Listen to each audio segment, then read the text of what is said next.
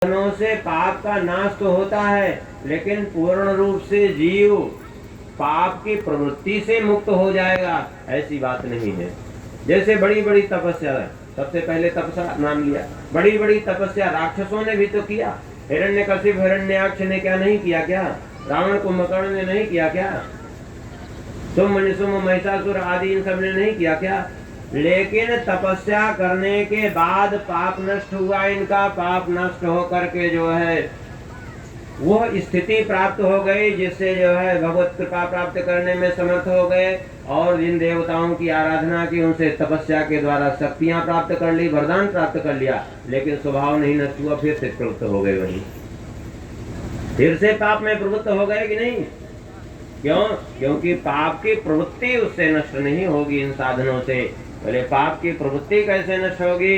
बोले उसके लिए एक ही मात्र उपाय है, भगवान की भक्ति। बिना भगवान की भक्ति के पाप की प्रवृत्ति वैसे ही नहीं नष्ट होगी, जीव की पूर्णतया शुद्धि उसी प्रकार से नहीं होगी जैसे न निष्पुनन्ति राजेन्द्र सुरा कुंभोन्यापगा।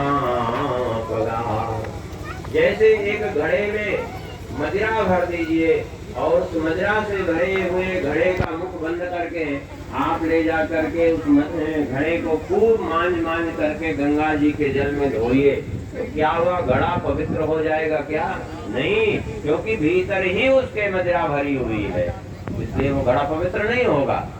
जब तक उसमें वो मदिरा विद्यमान है तब तक वो घड़ा कैसे पवित्र होगा?